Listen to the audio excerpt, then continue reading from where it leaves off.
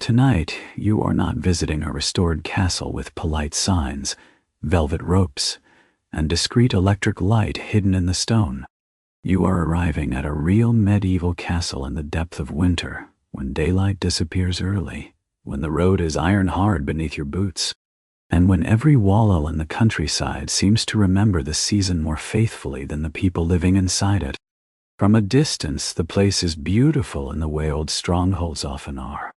Towers rise above the white fields. A dark line of battlements cuts across the dim sky. Snow clings to parapets and gathers in ledges like folded linen. Smoke drifts from a few chimneys and curls away into the evening as if the castle itself were breathing slowly in the cold. For a little while, before you pass through the gate, the whole scene feels almost romantic. You can imagine torchlight and furs, the murmur of voices in a hall, a heavy door closing behind you, a bed somewhere at the end of a passage, and perhaps a kind fire waiting in a chamber of stone. It is easy, at this distance, to mistake grandeur for comfort. It is easy to think that because a place looks secure, it must also be warm. It is easy to be charmed by winter when you are still outside the story, and not yet inside the weather of it. So settle in now, softly. Let the room around you grow dim. Let the edges of your thoughts begin to loosen, and step with me toward the gatehouse, into a castle built to withstand enemies, storms, ambition, and time, but not especially built to help anyone sleep. Drawbridge is rimed white. The boards under your boots are slick where frost has polished them, and rough where old wood still resists the season. The moat below is not fully frozen, though a skin of thin ice has gathered along the edges where reeds lean in and tremble. Somewhere overhead a guard shifts his weight, and the leather of his harness creaks faintly. A hound barks once from within the walls, then grows quiet. You pull your cloak closer around your shoulders and keep walking. The first surprise waits just beyond the gate. Inside the walls, the wind should have softened, but it has not. It turns sharply around the buildings, slips down stairways, gathers itself in arches, and rushes across the courtyard with a strange confidence, as if it knows exactly where to go. The yard is a patchwork of old snow, churned mud, frozen puddles, and trampled straw. A boy hurries past with an armful of firewood nearly as tall as his chest. A stable hand leads a horse toward shelter, the animal's breath smoking in the air. Somewhere a bucket strikes stone with a dull knock. The castle is alive, yes, but it is alive with labor, not luxury. A servant appears to lead you inward, lantern in hand, and you follow him across the yard toward the great hall. The heavy outer door opens. You step over the threshold expecting relief. Instead, you enter a colder kind of cold. Outside, the air, at least, moved honestly across your face. Inside, it settles. It waits in corners. It seeps from walls. It hides beneath benches and tables and under the hems of hanging cloth. The hall is massive, shadowed above, all stone and dark timber, with a great hearth burning at one end in a noble display of effort that does almost nothing for the rest of the room. The fire gives light first, smoke second, and warmth only to those closest enough to bargain with it. Everywhere else the air remains thin and sharp. Torches along the walls flicker bravely, but their heat vanishes almost before it leaves the flame. Your breath still shows, when you exhale, moisture beads in the mortar lines and gleams in the torchlight. The floor underfoot is cold enough to feel hostile even through leather soles. A pair of women at a nearby table keep their hands under their sleeves while they talk. A man near the hearth rotates slowly from side to side, warming one cheek and then the other like bread held too far from the flame. This is your first lesson. Castles were built for defense, spectacle, and authority. Comfort was not the point. Thick stone walls keep out raiders more reliably than weather. Narrow windows deny archers and daylight in roughly equal measure. High ceilings impress visitors and collect heat where no one can reach it. Fireplaces perform their duty nobly, but much of their work disappears up the chimney while the room remains determinedly itself. A castle can look magnificent and still behave like a refrigerator with banners. The servant takes your cloak, or rather the outer layer of it, and gestures toward a bench nearer the hall fire while preparations are made for your chamber. You sit there for a little while, watching the life of the place arrange itself around the hearth. There are no dramatic scenes, no feast, no laughter roaring through the rafters. Winter has pressed everyone into a calmer, more practical shape. A steward checks a list with slow fingers, a page carries cups, someone coughs into a sleeve, a cook's helper passes through with bread and steam following from the kitchens beyond. The cat nearest the fire does not bother to open its eyes. The warmth at your front almost persuades you that all is well, until you realize your back is still winter. So you turn. Then the back of your legs grow cold, so you turn again. Without anyone discussing it, everyone near the hearth performs the same quiet dance. Warm the hands, warm the left shoulder, warm the right shoulder. Stretch the feet, step back from the smoke, lean in for one brief moment of comfort, retreat before the eyes begin to water. No one here expects the fire to win entirely. They only ask it to reduce the terms of defeat. At last you are led away, out of the hall, into a passage lined with hanging cloth that does almost nothing to stop the draft slipping behind it. The corridor curves. Torchlight jumps over the walls in uneven gold. A narrow arrow slit lets. In a blade of twilight, so cold, it feels visible.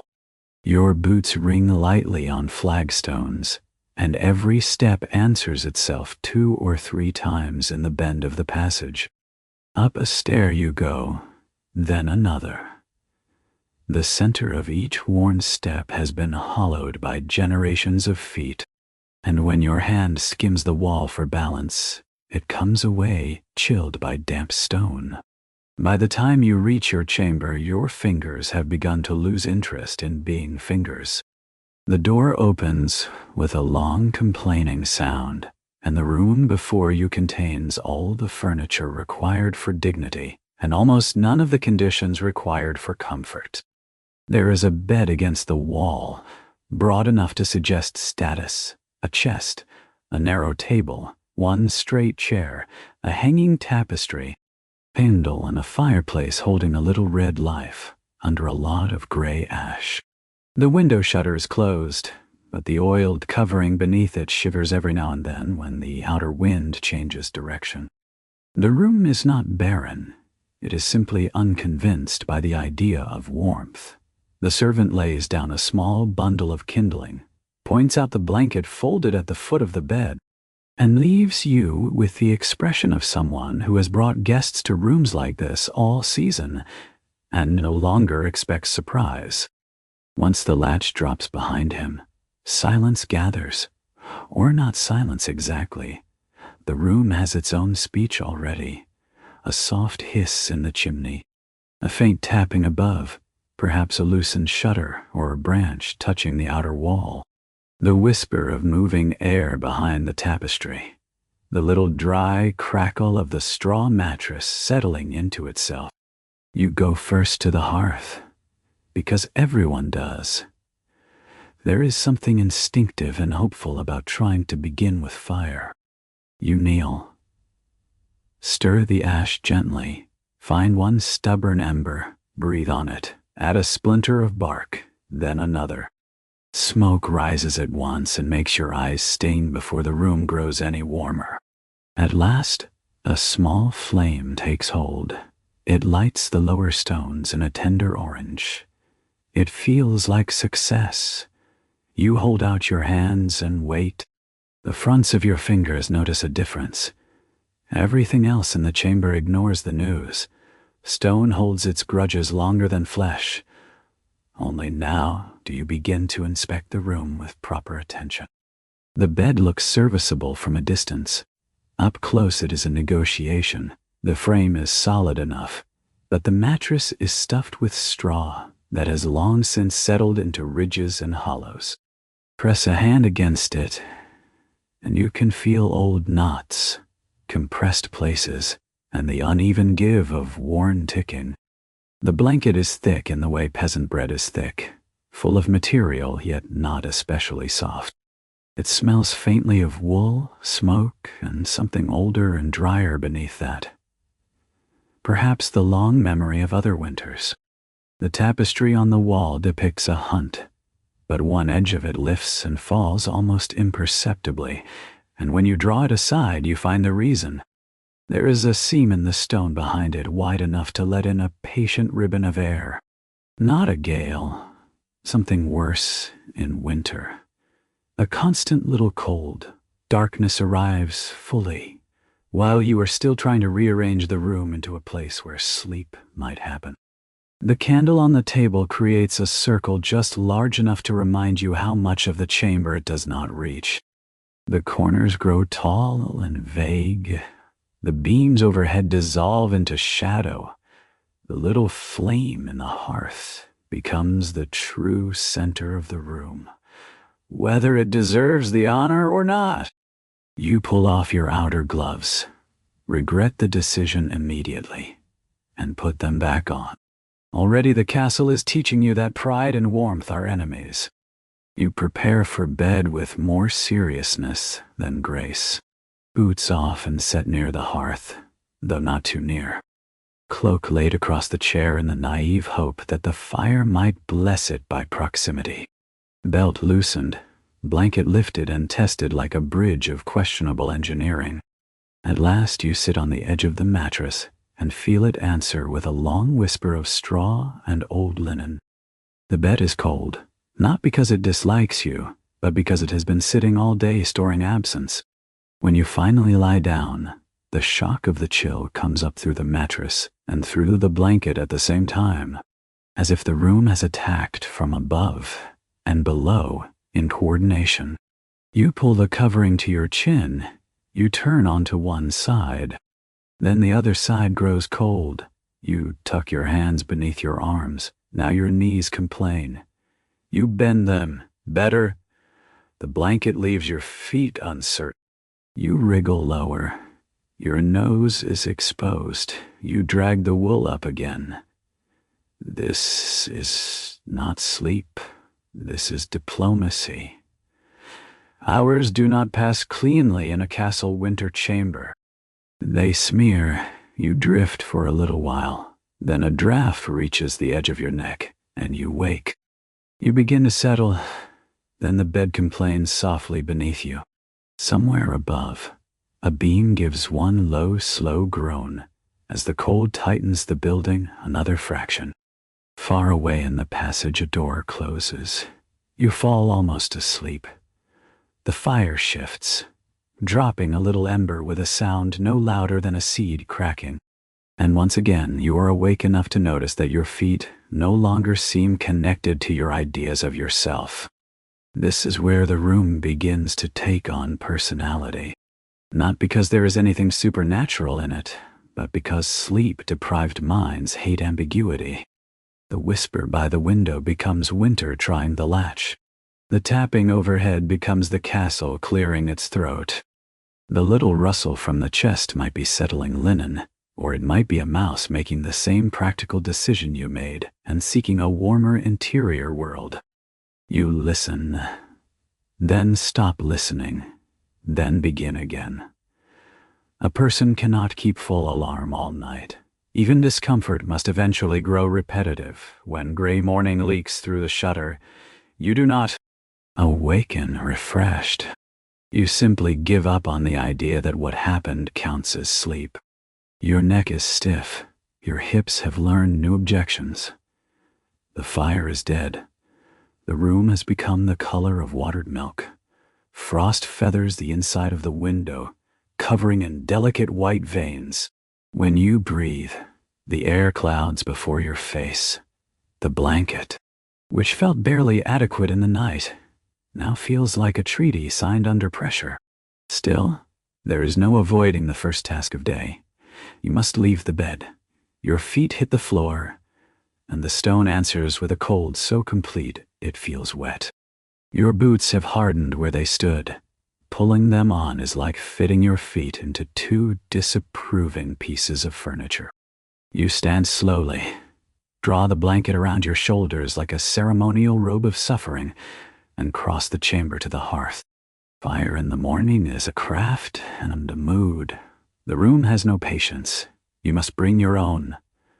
A scrap of dry tinder, a careful spark, a breath not too fierce, another breath, a splinter, then a twig. The first attempt fails. The second catches just long enough to give you hope before collapsing into smoke. The third does better. Soon a modest flame trembles to life. It does not warm the chamber. It changes the emotional architecture of it. There is an enormous difference between a cold room with no fire and a cold room with a little fire trying. Now that you are fully awake, the drafts introduce themselves properly. Last night you felt them. This morning you can locate them. One slips under the door in a smooth, invisible strip and collects around your ankles. Another leaks from the wall behind the tapestry. A third appears to descend from the upper corner near the beam and finds the back of your neck every time you lean too close to the chair. You move around the room like a suspicious scholar, testing corners with your palm, mapping cold with your body. Here the wall is merely chilly. Here it is almost wet. Here the floorboards whisper. There by the bed, a seam near the skirting lets in a tiny moving line of air. You stuff in loose straw. The straw blows back at you. The room is not mocking you intentionally. It does not need to. Eventually you surrender and go out into the corridor in search of breakfast, company, or at least a larger fire than the one in your chamber. The passage is worse. It has no memory of your breath, no bed to warm even temporarily, no blanket to negotiate with. Torches line the walls, each creating a tiny island of gold in a sea of stone. The stair curves downward. You descend carefully, one hand on the wall, one on your cloak, because winter inside a castle makes even ordinary movement ceremonial. The hall this morning holds a few bodies in the same broad, underheated dignity as before. A guard stands near the door, stamping some life back into his feet. A woman with a basket pauses by the hearth, just a little longer than her errand requires.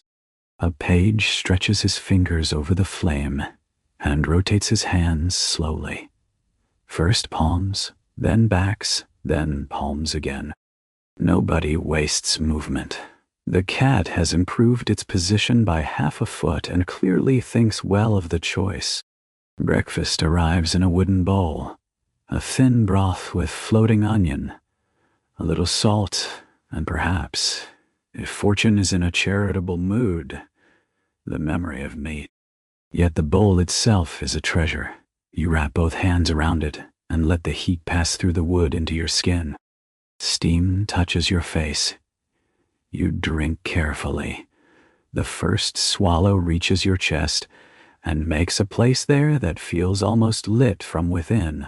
A crust of bread follows, hard enough to discourage poetry. You dip it into the broth and wait for kindness to happen. That becomes another castle lesson. Winter comfort is cumulative and rarely grand. A fire alone does not save you. A bowl alone does not save you. Dry socks, if you had them, would not save you. But fire plus broth, plus layered wool, plus a sheltered corner, plus a body that has not entirely lost heart begins to resemble survival. Medieval life does not hand out luxury in these rooms. It composes endurance from many small and inconsistent mercies. After breakfast, you return to your chamber, carrying a little borrowed warmth in your chest. only to discover that the fire you left behind has almost vanished again. So begins the rhythm that will govern the next days. Light the fire. Sit close. Move away from the smoke. Warm your hands. Turn your back. Lose the warmth. Go seek it elsewhere. Return. Light the fire again in between. Drift through the routines of the castle, gathering small reliefs, the way one gathers kindling. By afternoon, you understand clothing in a new way. What seemed bulky on arrival now seems sensible. Linen next to the skin, wool over that, another wool layer if you can manage it without becoming a walking bundle. Hood for the head, scarf for the throat, cloak for everything else, gloves if you can keep them dry. The goal is not elegance. It is heat retention. Even your sleep becomes a dressed activity rather than a state of undress. The bed is less a place to relax than a place to continue wearing your house against the season. The second night is no kinder than the first, but you are wiser in small practical ways. You set the cloak within reach. You fold the blanket double at the foot. You warm the bed with your own body in stages, rather than expecting instant transformation. You breathe into the wool and trap a little pocket of your own air before letting your face relax. The room still resists you, but now you have tactics. This matters more than it sounds. A hostile environment remains hostile. But once you learn its pattern, it stops surprising you at every turn. Sleep comes in fragments again, though the fragments are longer. At one point, you wake because of a sound in the corridor, a slow, measured tread on stone. You hold still and listen, Boots. Perhaps a watchman. Perhaps a servant carrying embers. From the kitchens to a chamber, where some higher personage has shouted for more warmth. The thought is oddly comforting. Somewhere else in the castle, another small island of fire is being maintained. Another room is struggling against the same winter. You are cold, but you are not the only one being asked to negotiate with stone tonight. Toward dawn, you discover one of the true practical luxuries of the chamber. Under the bed, or tucked in a corner where decency prefers not to discuss it too openly, waits the chamber pot. Nothing in medieval life teaches humility faster. The metal is brutally cold. The errand is unavoidable, yet compared to crossing a freezing hallway half asleep or stepping into an open garderobe where winter air might rise from below with unforgivable enthusiasm, the pot is a marvel of civilized compromise. History, stripped of romance, is often a long record of useful objects. Morning comes smoky. The wind has changed, and the chimney now seems unsure whether it wishes to carry smoke up and out or merely hold it above your head like a grudge. The room smells of ash and wool and old stone. Your cloak, which spent the night near the hearth, has improved only in fragrance, not in warmth. It now carries 3 flavors of smoke and perhaps 1 flavor of despair. You put it on anyway. Winter teaches affection for imperfect things. The kitchens, when you first enter them properly, feel like the true heart of the castle. If the hall is the face of authority, the kitchen is the organ of survival. Heat lives there more honestly. The great hearth roars. Pots simmer. Steam rises from water. Stew. And damp sleeves, hooks, ladles, kettles, spoons, and blackened iron pans make their own metallic landscape over the fire. People move with practiced purpose through the warmth, and for the first time since your arrival, you feel the season challenged rather than merely endured. You are given pottage thicker than the hall broth, barley, root vegetables, perhaps onion, perhaps a scrap of salted meat, if fortune has looked up from its own affair. It is not elegant food, but the bowl warms your fingers. The steam warms your face, and each swallow settles in your belly with the seriousness of a blessing.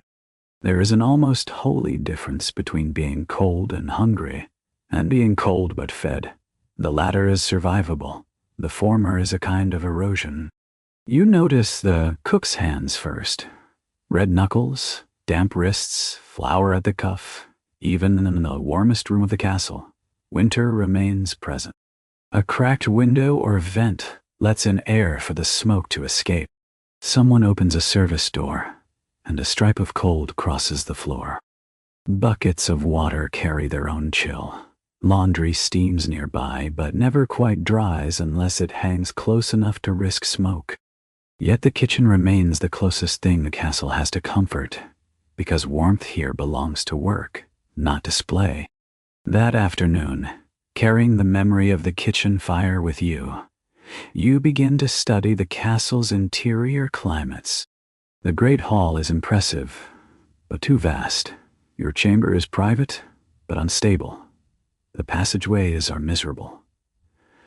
The stair landings vary according to which direction the wind is hunting.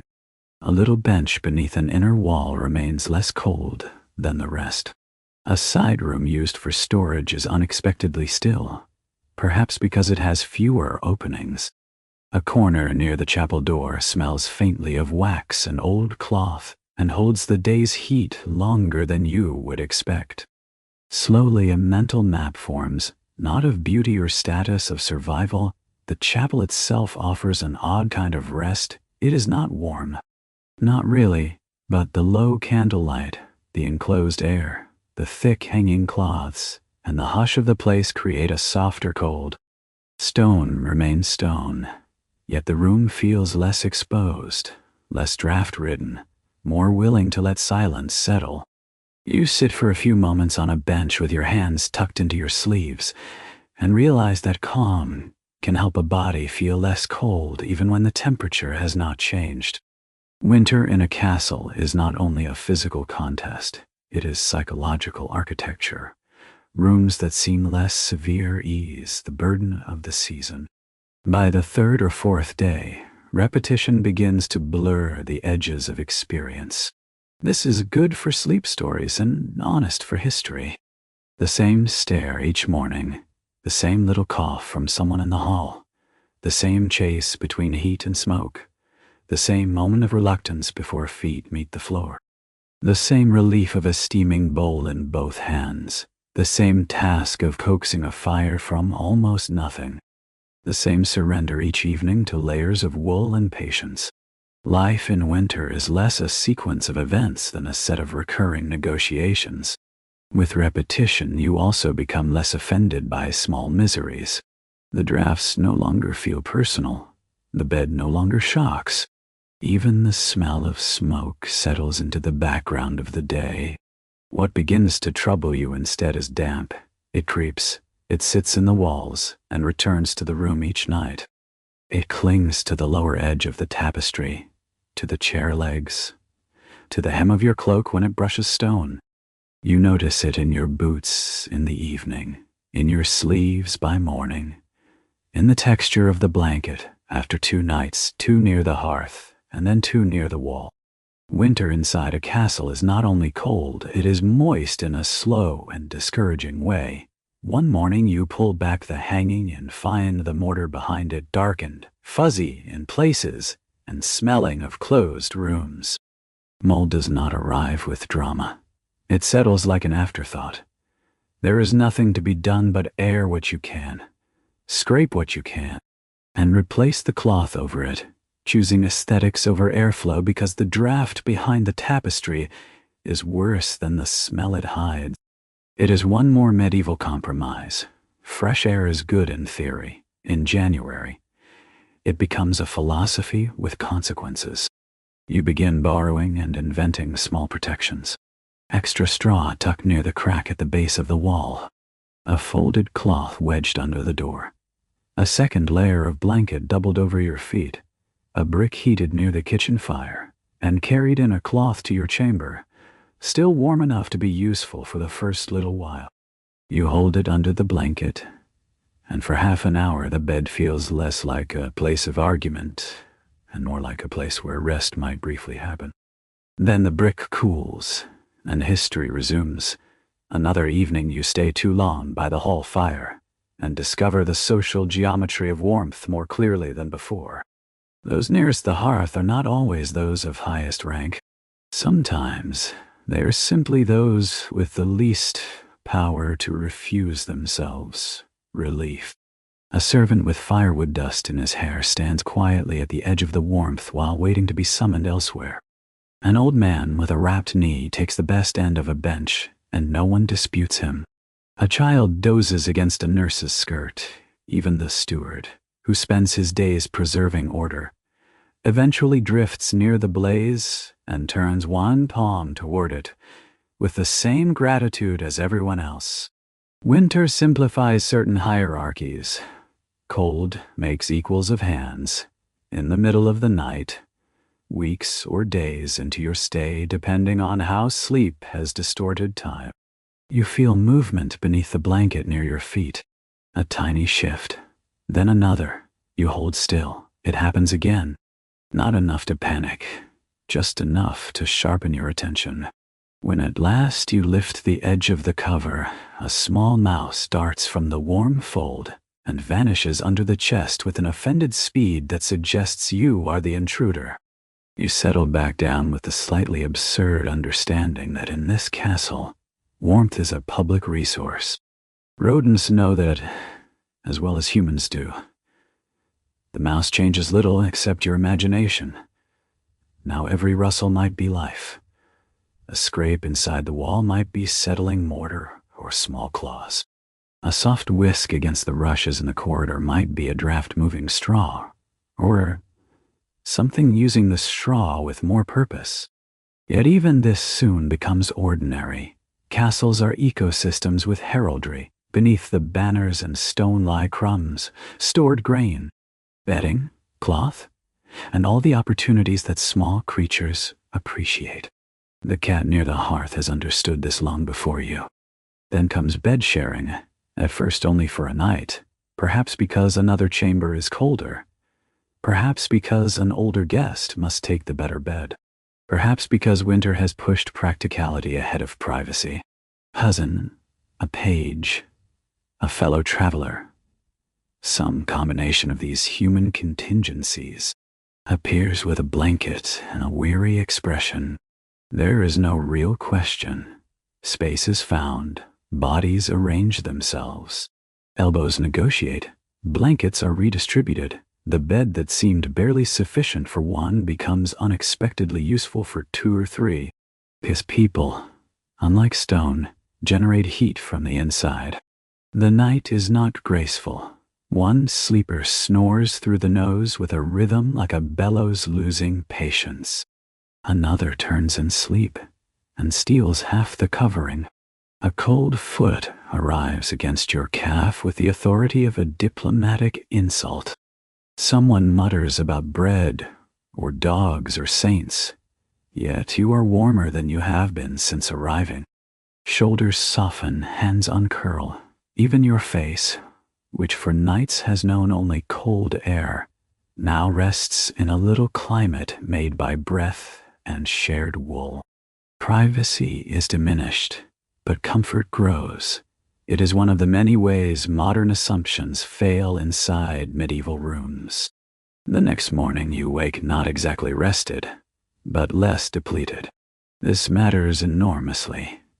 A tolerable night can carry a person through a hard day with more patience than a bowl of stew. You notice that others in the castle do the same arithmetic. Servants sleep 2 or 3 to a space, not because intimacy is ideal, but because cold is persuasive. In lower rooms, where ceilings are lower and fires smaller but more effective, bodies become architecture. A low chamber with 4 sleepers and 1 good blanket may outperform a noble room with a high bed and pretensions. Once you start looking, you see this practical wisdom everywhere. The servants' quarters, though plain, are warmer than many guest rooms because they are smaller, denser, and honestly used. The laundry room is humid and close, but when the steaming tubs are active, it feels almost forgiving. The bakehouse glows on bread days. The corridor outside the kitchen carries a gentle current of warmth that vanishes 10 paces farther on. Even the stable, though impossible in other ways, has a sort of animal heat the stone chambers envy. Grandeur loses another argument. You spend one afternoon in the laundry room longer than necessary because it contains one of winter's rare miracles, warm water. The room is wet everywhere, yes, but usefully wet. Steam rises from tubs. Linen hangs from lines and dark beams. The air smells of soap, damp cloth, smoke, and human effort. A woman wrings out a shirt with practiced strength. Another feeds the small fire under an iron cauldron. When at last you are allowed a basin and a cloth, the simple act of washing face, neck, hands, and arms feels almost luxurious. The warmth on the skin, the lifting of smoke residue, the brief memory of cleanliness returning, all of it alters your mood more than any grand room has managed. Cleanliness in winter does not mean modern freshness. It means interruption of decline. It means less smoke in the hair, less damp under the collar, less irritation where cloth has rubbed the skin too long. It means a brief hour in which you feel more human than bundle. You leave the laundry room with a cleaner shirt and a clearer head, and for that evening, the castle feels slightly less hostile.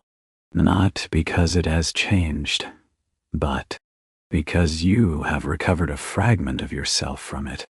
Inevitably, new discomfort replaces old, an itch at the wrist, another near the ankle, then a line of irritation along the neck where blanket and skin meet too warmly for too long. Bedbugs, fleas, lice, some ancient congress of tiny persistence has found you. This, too, belongs to winter life. Bedding holds heat. Heat invites company. Straw remembers bodies and the things that fed on those bodies. You shake the blanket, you beat the mattress, you hold seams toward the fire when you can. You sprinkle dried herbs where custom suggests herbs should help. Lavender if you are fortunate, rosemary if not. Any fragrant green thing that suggests fields rather than enclosed rooms. The herbs do not perform miracles. They perform morale. The bedding still itches on certain nights. Yet the scent improves, and with it the room's general spirit. This is one of the subtler truths of sleep. A room need not be perfect. It must merely cease feeling adversarial. Fragrance, warmth, froth. Routine and familiarity can together soften even a troublesome bed into something like temporary peace. By now the middle of the story grows softer, slower, less concerned with revelation than with rhythm. A day in the castle repeats itself with minor variations, and those variations become the content of your life. Wake in gray light. Notice the cold before you notice your thoughts. Revive the fire if possible. Dress in layers that have never fully dried. Cross the corridor. Turn once before the hall hearth. Drink broth. Sit in the kitchen for steam. Carry a warm brick if you can beg one. Return, rest, hear the wind change. Smell smoke in a different register. Light a candle, arrange the blanket. Sleep in sections. Another day the snow outside falls so steadily that the courtyard loses its edges. The towers blur. The stable roof becomes one smooth white plain. Indoors, the castle changes mood. Everything grows quieter under the muffling sky. Boots bring in less mud because fewer people wish to cross the yard. Doors open less often. Fires matter more. The hall feels almost intimate, though it is not warmer. You sit with others near the hearth, and watch flakes gather on the window ledges and parapets beyond the slit windows. No one speaks much. There is a peculiar companionship and shared silence when everyone is listening to weather. That evening the cook produces something richer than usual. A pot thickened with barley and a little more fat than the week has led you to expect. The entire kitchen seems to soften around it. Spoons scrape bowls more slowly. Shoulders drop. Someone even hums a line of something too old to call a song and too gentle to call a tune. Winter comfort is intensely relative. On a summer table, this meal would scarcely be remembered. Here it enters your body like news of political stability. At night, after such a meal, the bed feels less difficult. Not warmer, less difficult. Hunger sharpens cold. A full belly blunts it. You lie with hands under the blanket, one calf against another, and listen to the castle settle under snow. The sounds are fewer in weather like this. No rattling branch, less hammering wind, more muffled groans from the beams, a softer shifting in the wall. The room at last begins to feel less like a place that rejects sleep and more like a place in which sleep has to be persuaded carefully, as one might persuade a shy animal to approach a hand. Another morning sunlight appears, weak but real, and the entire fortress responds. Doors open to the yard. Bedding is carried outside to air. A rug is beaten from an upper gallery in a cloud of dust and old season. The cat ventures out farther than usual and regrets it only slightly. You turn your face toward the pale warmth in the courtyard and stand there with closed eyes for half a minute, letting light substitute for heat in the mind if not yet in the body. It is astonishing how much relief can be created by brightness alone. You use the day well. Blanket aired, mattress shifted, cloak brushed, boots dried nearer the kitchen fire, shirt rinsed, tapestry lifted and wall inspected, straw added where the mattress has collapsed into old valleys. None of these improvements is dramatic, yet together they transform the chamber from a battlefield into a tolerated environment. By evening you have a real routine, and routine is one of humanity's strongest insulating materials. You also begin to understand the labor of the castle in winter more deeply. Fires do not maintain themselves. Ash does not walk away. Water must be carried, often from a frozen source. Wood must be cut, hauled, stacked, rationed, and lifted up endless stairs. Chimneys must be scraped, candles trimmed, bedding aired at every chance, rushes on floors changed before they become too foul to ignore. Food, prod, boiled, salted, stretched.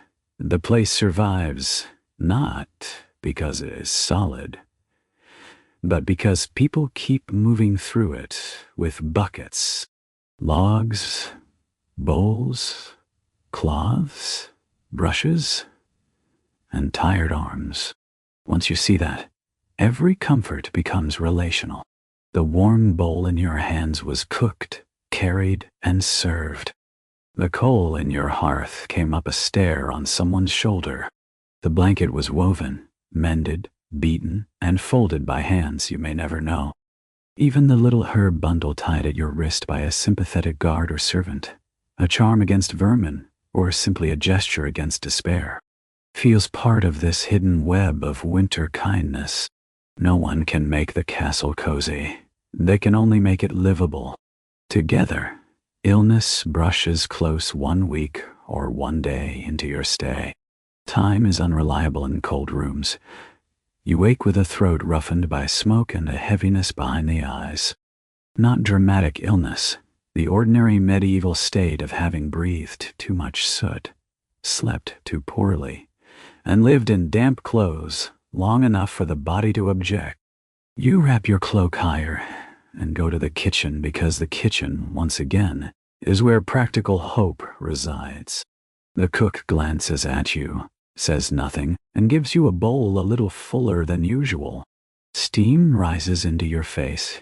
You sit on a bench near the fire and let the heat strike your hands, your cheek, your chest. One surface at a time. Food is not medicine exactly, but it speaks kindly to a tired body. Later, you rest in a small chamber used by women mending linen and children shelling peas, when there are peas to shell.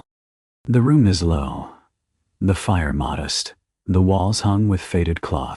It is not noble, it is not scenic, it is almost warm. This distinction becomes one of your favorite medieval truths. The least impressive rooms often hold the most comfort. The draught cannot gather speed there. The ceiling does not steal the heat. People sit near one another. Conversation stays low, work creates rhythm. You doze in a chair for a little while, and when you wake you feel less broken. That small recovery becomes part of the story's return to safety. Again and again, after each discomfort, the castle offers some lesser refuge. Not perfection, a lower room, a warmer bowl, a cleaner shirt, shared blankets, a quieter corner, a bench by a modest fire, a candle in the chapel, steam in the laundry room, pale sunlight in the courtyard. History for sleep lives here, not in great climaxes, but in these returns, these little circular mercies that keep the narrative from hardening into pure suffering. The nights continue. Of course they do. One storm night the wind hammers the outer wall and makes the shutter pulse in its frame. You lie awake for a time listening to the weather move over the battlements and down the narrow passages, finding every gap the masons left. The tapestry lifts, the candle shivers. The bed seems to absorb each gust as a new argument against comfort. Yet tucked in your improved little arrangement, with a folded blanket at the feet and the cloak rolled against the draft side, you endure better than you would have on the first night. Experience, though not glamorous, is powerful. Another night the room is so still that every sound inside it becomes enormous. The tiny tick from settling embers, a mouse moving behind the chest, your own sleeve against the blanket, the soft shift of someone in the adjoining room. In such silence, the castle seems less like a fortress and more like a sleeping animal, vast and old and occasionally rearranging itself in dreams. You close your eyes and let that feeling remain gentle, not haunted, merely inhabited by age. The more nights you spend here, the more the original fantasy of castle life drains away and leaves something softer, truer, and in its own way more beautiful. Not beauty of banners and lordship, but beauty of endurance. A nurse wrapping another blanket around a child half asleep on a bench. A servant laughing quietly while carrying impossible amounts of firewood. The cat choosing the exact stone that still holds yesterday's heat. A loaf set near the fire to thaw. A pair of boots turned upside down to dry. The smell of rosemary over smoke. The glow of coals under ash like hidden jewels. These things are smaller than romance and more faithful than it. Eventually, you are given, or perhaps you simply discover, a narrower side space off your chamber. A kind of antechamber or storage nook, barely pretending to be a room. It has a lower ceiling and one less outer wall, which means it has one less place for winter to enter. You move part of your bedding there. A blanket hangs over the opening. A chair blocks the worst of a draft. The mattress is thinner. The dignity lower. The sleep better. Again, the castle makes its point.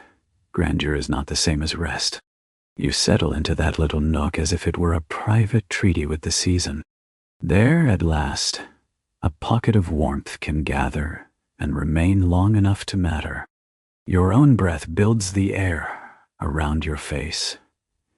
Your body heat stays closer. The night noises grow more distant.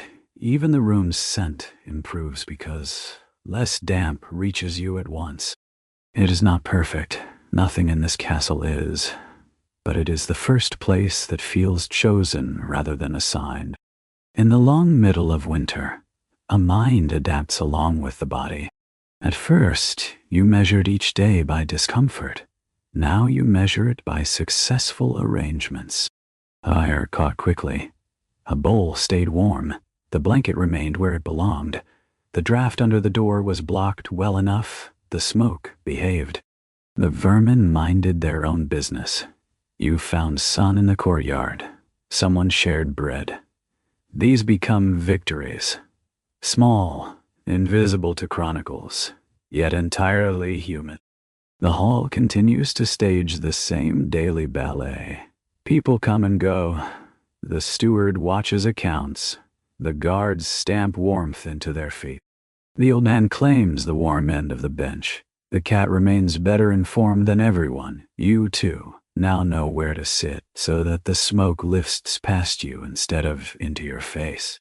You know how near is too near to the fire for your boots, and how far is too far to benefit. You know that the best moment to visit the kitchen is just before the afternoon rush. You know that laundry day improves the castle's smell by nearly a miracle. In another life, this would be called domestic familiarity. Here it feels like earned wisdom. One evening, someone begins telling a story by the fire, not loudly, not for a performance, simply because winter evenings are long, and the mind likes a thread to follow while the body keeps warm. It is a local tale about a road vanished under snow and a cart found in spring with apples still frozen in the straw. The details hardly matter. What matters is the sound of one calm voice in a room where everyone is doing the same ancient work of staying awake until it is acceptable to go to bed. The story folds into the hiss of wood and the occasional cough and the small clicking noises of drying boots. You listen with half your mind and feel sleepiness gather at the edges of you much earlier than usual. That is another hidden mercy of castle winter, monotony. When softened by firelight, can become lullaby. The same corridor, the same bowl, the same careful undressing, the same folding of cloth, the same breath beneath the blanket. All of it begins to reassure rather than offend. There are no surprises left sharp enough to keep the mind fully alert. You know where the room will fail you. You also know where it will not. That is enough to let some deeper layer of vigilance stand down. Near the end of your stay, or perhaps merely near the point where the story itself grows tired in the right way, you spend one full day moving gently through the castle without fighting it at all. Morning in the hall, turning slowly before the fire. Midday in the kitchen with a bowl of thickened pottage. Afternoon in the chapel, where candlelight and old stone create a quiet cold instead of a hostile one. A little while in the courtyard under weak sun, listening to snow drip from a warmer edge of roof. Then the laundry room, where steam fogs the air and damp linen smells cleaner than any perfume of rank could. Then back to the chamber where you light the hearth, adjust the blanket, and sit without hurry as the room darkens.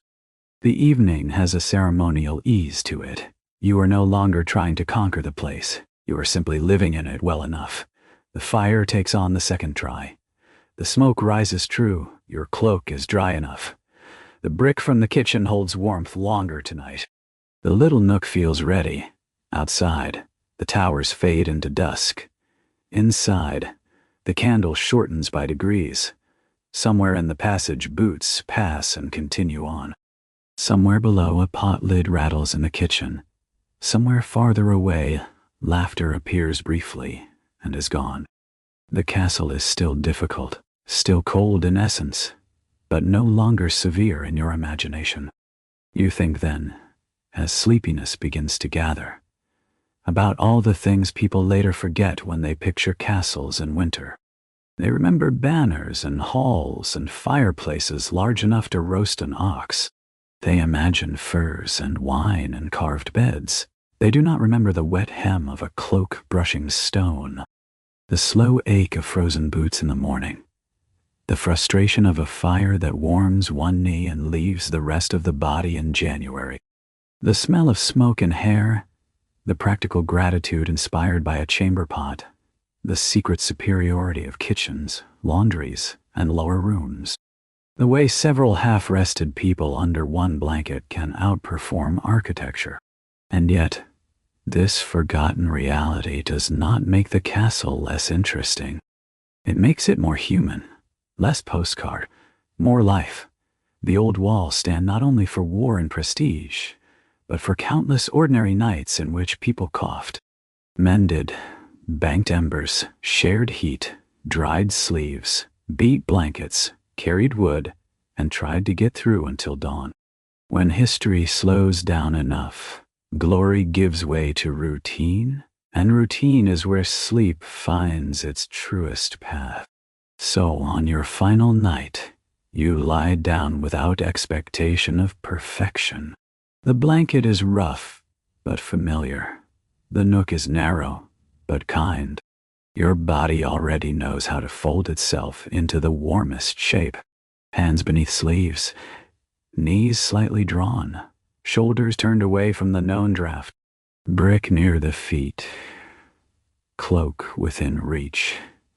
The room gives one little creak. The fire sighs. Wind brushes the outer wall and moves on. You do not listen with alarm. You listen the way a person listens to rain on a roof they trust enough. Your mind drifts over the small catalog of what winter here has taught you. The colder air inside the hall than outside the gate. The endless dance around the great hearth. The chamber that looked grand until it had to be slept in. The diplomacy of blankets, the chimney's moods, the damp behind the tapestry. The bath that was only a basin of warm water and still felt luxurious. The mouse claiming equal rights to warmth, the itch of shared bedding, the deeper warmth of shared sleep. The kitchen as kingdom of mercy. The laundry room as brief republic of steam. The chapel's soft cold. The servants' quarters with their honest heat. The modest triumph of a small side nook over a noble bed. None of these memories is dramatic. All of them together become soothing. That is the quiet trick of distance. Discomfort rounds itself into atmosphere once survival is secure. Hard nights become soft recollections beneath a blanket. Smoke becomes scent. Draft becomes whisper. The old hall. The kitchen steam. The tower stair, the winter courtyard, the little fire, all begin to float together in one long muted image. And that image no longer asks anything of you, except that you sink a little farther into it. Outside, snow lies over the battlements and the fields beyond. Inside, the castle keeps doing what castles do. Holding its shape against the season while everyone within it finds smaller, humbler ways to endure. Somewhere below, a last ember is being banked for morning. Somewhere in a lower room, a child turns in sleep and steals a corner of blanket. Somewhere near the hearth, the cat has found the exact stone it trusts. Somewhere in the kitchen, a pot cools slowly. Somewhere on the wall of your chamber, the tapestry stirs once and then rests. You do not need the place to become cozy. It never will. You only need the night to become bearable, then familiar, then dim. And now, it has. The cold remains, but farther off, the noises remain, but gentler. Even the smell of smoke has softened into part of the room's breathing. You are no longer trying to live like a guest in a legendary fortress. You are living like a person in winter, which is always a simpler and more universal thing. So let the castle fade now into its essentials. Stone, breath, blanket, ember, wind outside, old oak, wood inside, the distant possibility of dawn, not yet needed, the body growing heavier in the warmest corner it could find, the mind giving up its catalog of complaints, because there is no advantage in carrying them farther. Let each remembered room return in order, and then drift apart again. The hall, the kitchen, the chapel, the stair, the laundry steam, the shared bed, the narrow nook. Let them all become quieter than thought. If you sleep at last, truly sleep, it will not be because the castle has become soft. It will be because you have, because you learned the rhythm of its discomforts and the shape of its mercies.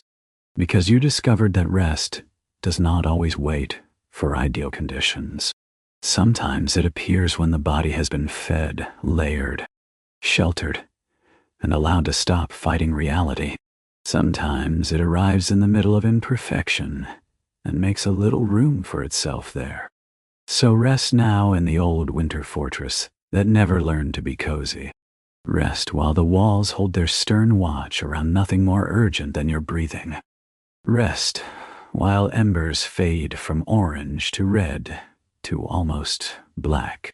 Rest while the season presses gently on the outer stones and cannot quite reach this small warmer pocket you have made. Rest knowing that countless unnamed people once did the same, night after difficult night, with bowls and blankets and shared heat and stubborn patience.